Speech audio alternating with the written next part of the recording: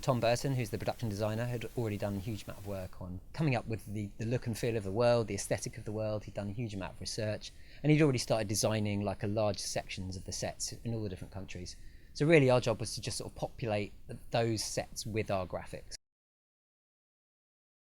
When Jed's taking some pills, we know exactly what those pills are, what the brand of the pill is, what the chemicals inside the pills are, because we've done labels from the pharmacy in Spanish, because we know she would have got them from a Mallorcan pharmacy. And these are things that you would never ever see, but they're probably in the medicine cabinet, behind her head, soft focus, or out of shot.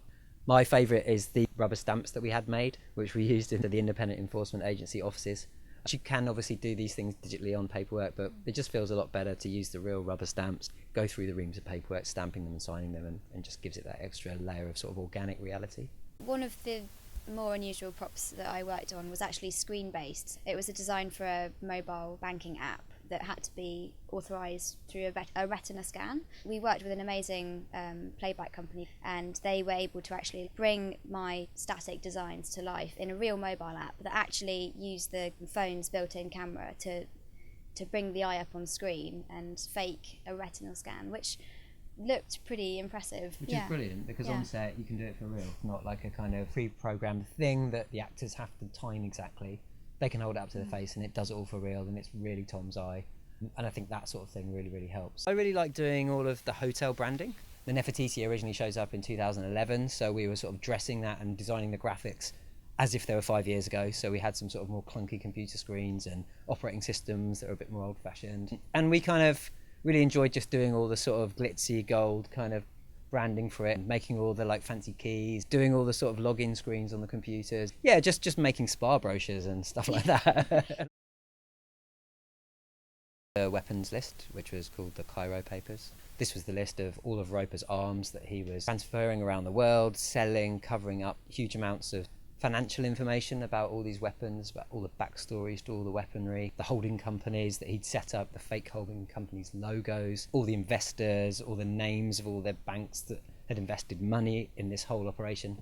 So that was really complicated to get right. We ended up with like this massive flow diagram on the wall of the office of like who everyone was. I think I have it because I was so impressed by it. Just sort of started to write out who everyone was, what the companies were, what the holding companies were, you know, the sort of Hamid, the Apostle, all these characters, and then how much money was involved in it and which banks were laundering the money. And we kind of took it from there, and then we started to design sheet after sheet after sheet of all these papers, and then we sort of started to degrade them as if they'd been through photocopiers or fax machines, which we did for real.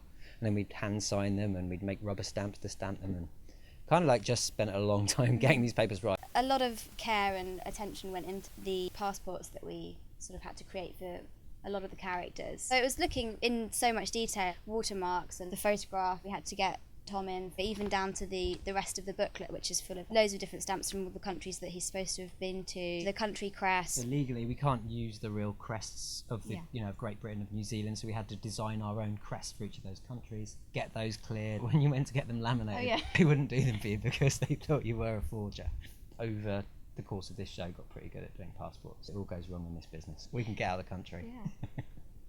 Easter eggs in some of the scenes. There's a particular sequence in episode 1 where Pine helps Sophie Alakan into a safe house in the Egyptian desert. In the original books and in the script, this is always referred to as Chicago House. There is a sequence where she is listening to music and talking to Pine on the phone. So we designed a lot of CDs to go in the background, which were all Chicago House CDs. They're all like early 80s, mid 80s, high energy CDs, which we've designed the covers of and, you know, track listed the backs of, just in case like she wanted to take them out and play with them. An Easter egg in episode 2 when Jonathan Pine sleeps with Marilyn, and he hears about her ex-boyfriend Thomas Quince, who's apparently never had a passport in his life, goes into Marilyn's bag and picks out her phone and flicks through it and sees a photo of her with her ex-boyfriend Thomas Quince, who's actually Julian dressed up. I am Tom Quince. He is Tom Quince. We always try and get everything completely accurate. Susanna Beer, the director, who's brilliant at giving us loads of feedback, she always wanted it to feel so real. Our brief was pretty clear. If it didn't convince her, it was not going to be shot on. We worked really, really hard to make everything as real as it could be.